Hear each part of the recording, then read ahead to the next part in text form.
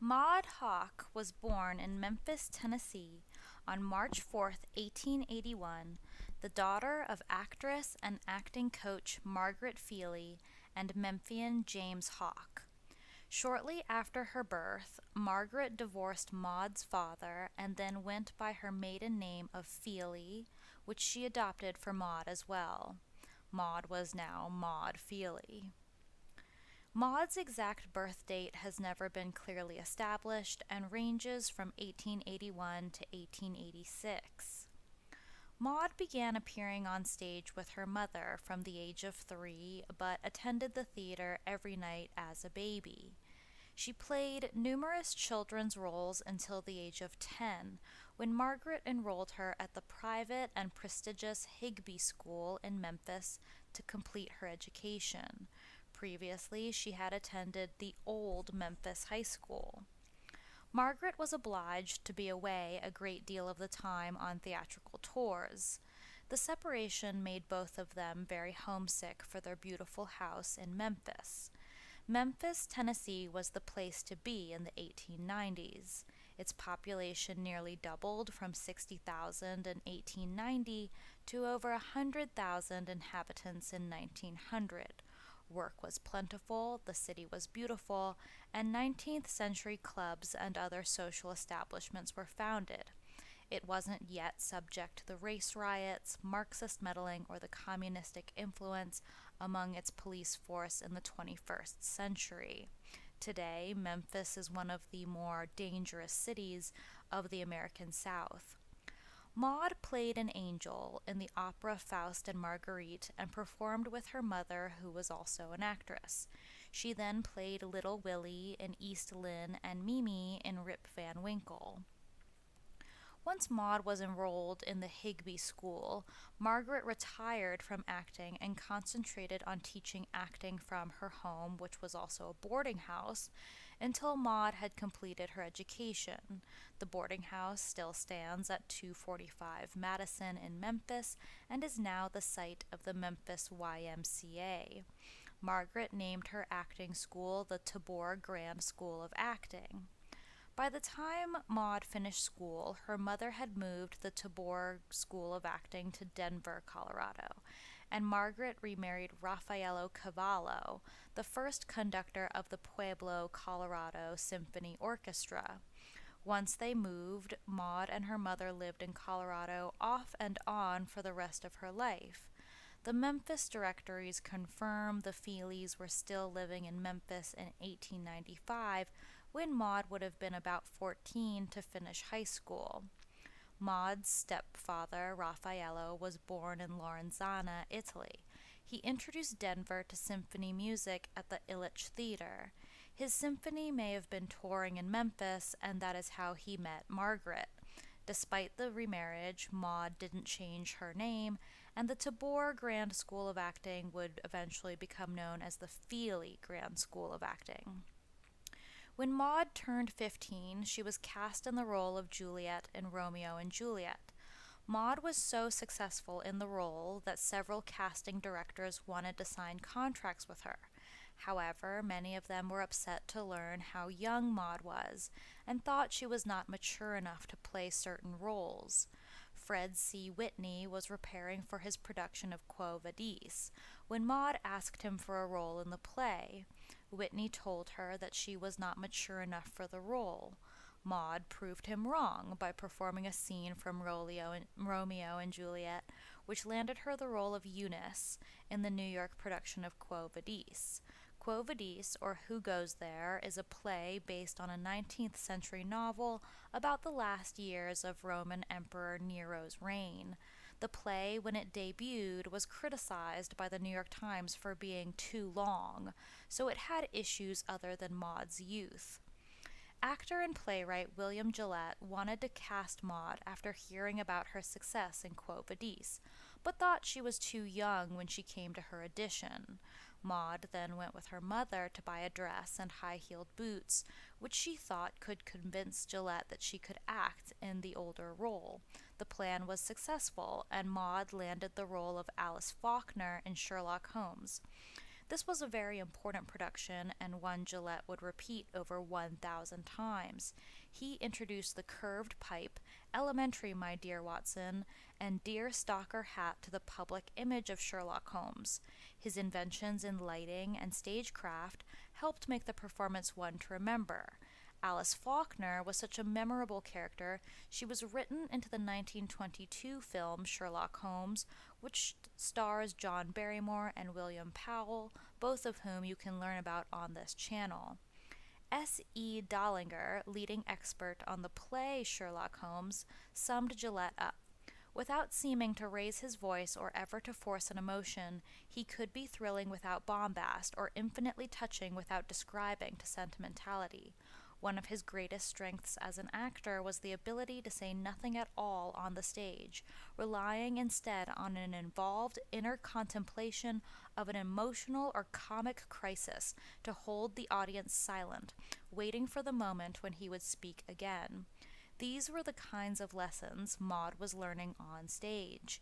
Gillette was shacked up with his Japanese assistant, Yukitaka Osaki, and so is unlikely he felt anything for Fealy other than a professional relationship. The play toured the country, and Maude even got to perform in London at the Royal Lyceum Theatre. After being so successful in Sherlock Holmes, Maude took a job where she could play 6 different roles by signing a contract with English actor E.S. Willard. Willard was versatile and wrote his own parts. He was happily married to a children's story writer, Emily Waters, and was so highly thought of he was invited out of retirement in 1911 to play at His Majesty's Theatre. Maude was also known for her versatility, perhaps mimicking her boss, as she could capture different types of characters. You can see her today on film in the 1911 version of David Copperfield, the first film rendition of Charles Dickens' work, where she is great at portraying romance. In 1903, Maude won a prize of 1,000 francs for a photo of her that was entered into the International Contest of Beauties in the World. Since the French franc was on the gold standard starting in 1875, this is an amount of almost $20,000 today. Maude did not send in the photo herself and refused to accept the prize money since it had nothing to do with her winning based off of merit. This was an early indication of how little Maude cared for money, and unfortunately she would not become a wise spender. She stated that the picture had nothing to do with her beauty and that the award should really have gone to the successful photographer. Did Maude's mother, Margaret, submit the photo? She held very tight reins over her daughter's career.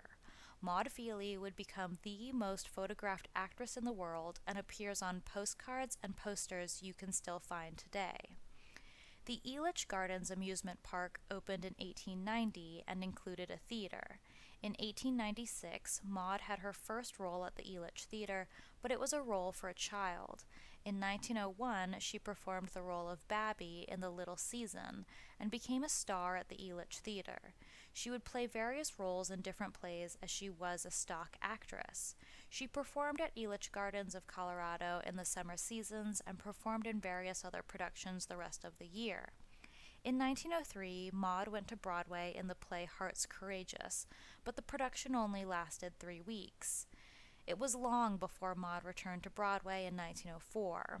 After performing one summer at the Elitch Theater, actor-manager Sir Henry Irving invited Maude to play the role of Rosamond in a British production of Beckett. In 1895, Irving became the first actor to be awarded a knighthood, indicating full acceptance into the higher circles of British society. This was an exciting time to be an actress. Maude continued this pattern of working as a prominent actress at the Elitch Theater during the summer and acting in other productions in New York and London the rest of the year. She also became a prominent stock star in San Francisco, California. Unfortunately, in 1905, Irving died, and this rudder of her career was thus missing. When John Court became her manager in 1906, he increased Fealy's popularity by putting her in a series of humorous plays, The Illusion of Beatrice, The Stronger Sex, and the occasional sentimental slice-of-life drama such as Louise.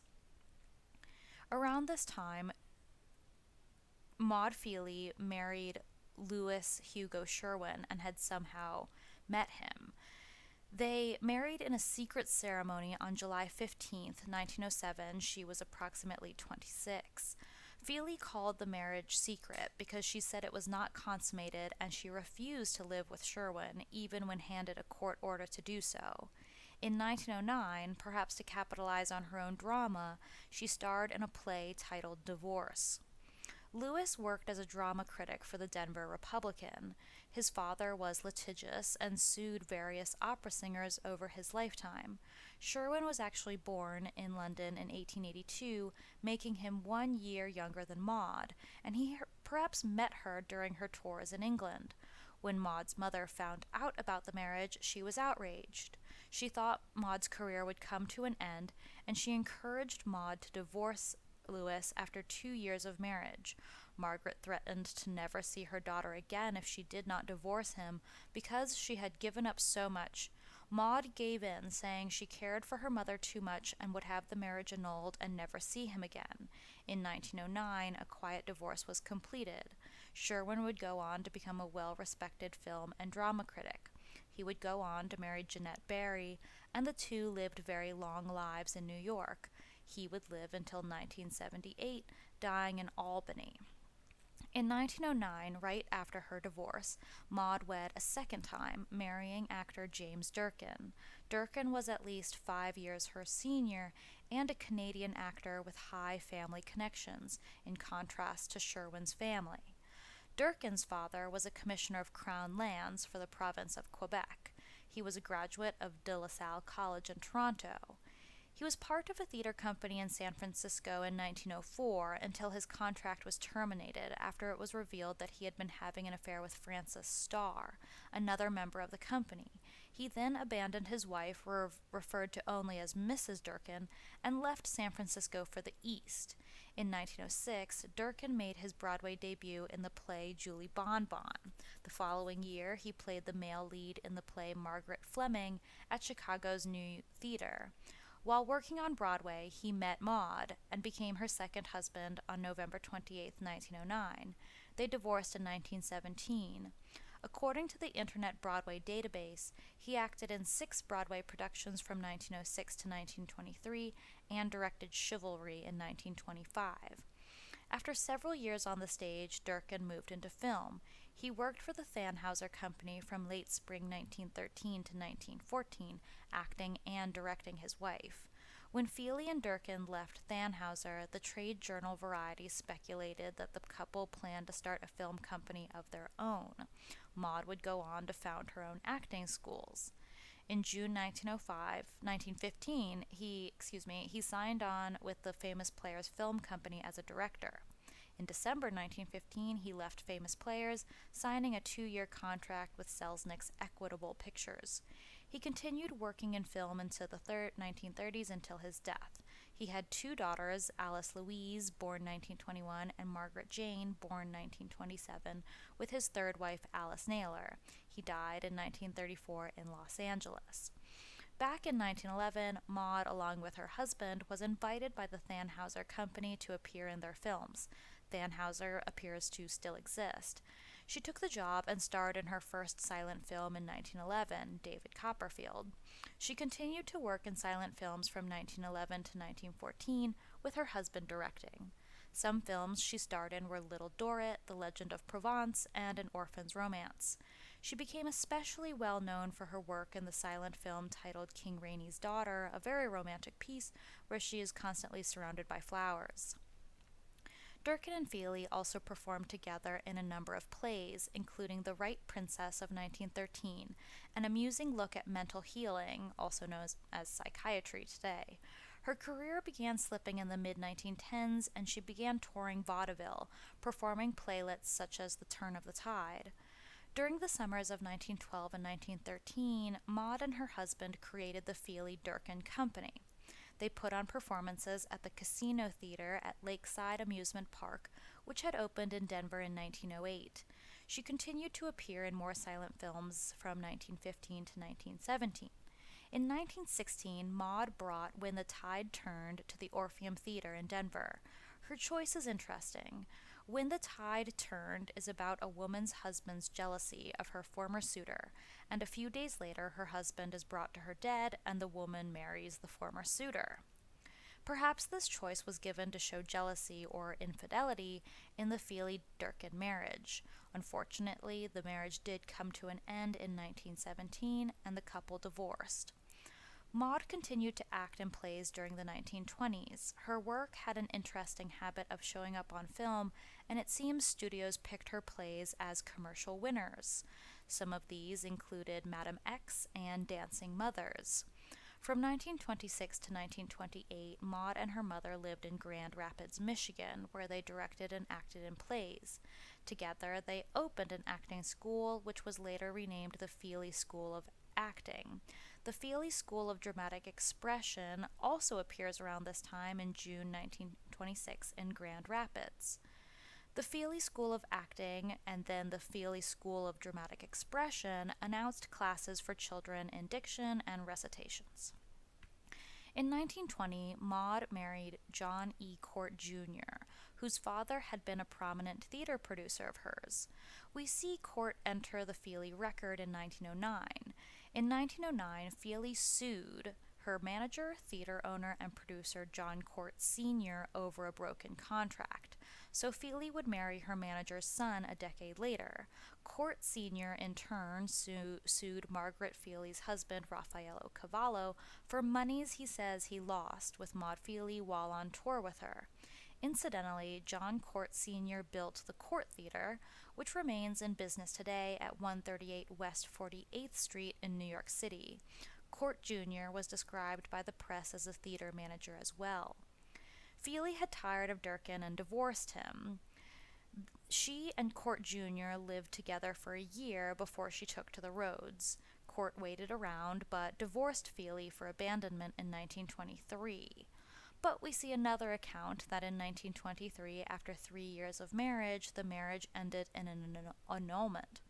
Maude had some access and success as playwright during the 1920s.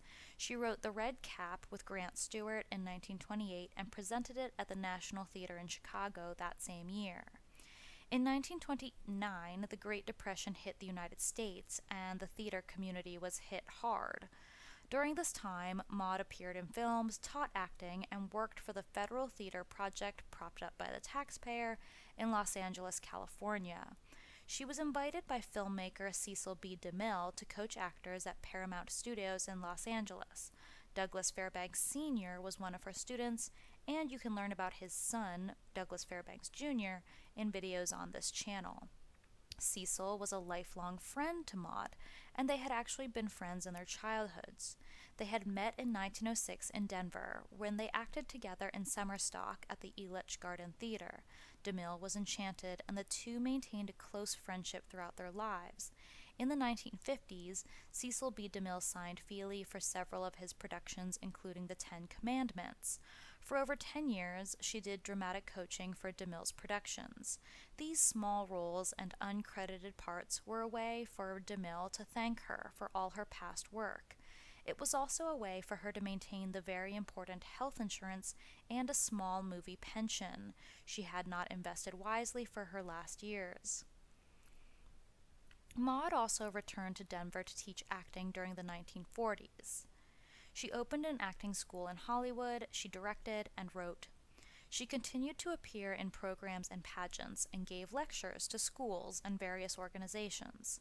On June 26, 1949, she wrote a letter to director George Cukor, who had given her a small, uncredited part in Gaslight of 1944, telling him of her financial difficulties and asking him for help. As a result, she received more small bit parts in Hollywood. Maude's mother, Margaret, died in 1955. Margaret had been there for Maude her entire life, had encouraged Maude to enter the theater from the very beginning, and the two had acted and taught together. Maude retired in Denver after her death, but she continued lecturing and performing around the country and was involved in clubs and organizations. In semi-retirement after 1957, Maude toured with her one-woman performances and gave a series of lectures on Shakespeare. She played various parts, but her forte was comedy. In 1963, she wrote and acted in the play Emily Griffith at the Bombfills Theater in Denver. It was her last performance as an actress. She later decided to live out her final years in California. She had no children. Besides a long and continuous career on the boards, she played in 41 films, the first in 1911 and the last in 1958. Maude Fealy spent her last 2 years in California at the Motion Picture Country Home and Hospital, a convalescent and retirement institution funded by the Motion Picture and Television Relief Fund. She had been getting treatment for arteriosclerosis. She died there in 1971 at the age of 70. Cecil B. DeMille had died in 1959, but left a provision in his will for her entombment in the Hollywood Forever Cemetery mausoleum where her mother was interred. DeMille is also buried in the same cemetery. Both Denver and Memphis have claimed Maude Fealy as their own, and this presentation relied on research by both Denver and Memphis public libraries, as well as research by Emory University and the University of South Carolina, showing Maude's reach as a Southern woman. Fealy had stated that some of the best years of her career was spent on the Elitch Theater stage in Colorado. In a late interview, Maude summed up her life. "I never lose my temper because I hate scenes and I hate wasting time. Moreover, I can't bear to hurt anyone's feelings. As for cheerfulness, it's the greatest tonic in the world. It makes one breathe well and deeply and helps one's complexion, and a good complexion helps one's appearance. The appearance is an asset in making friends, and having friends helps success. And while success doesn't always bring happiness, it certainly goes a long way."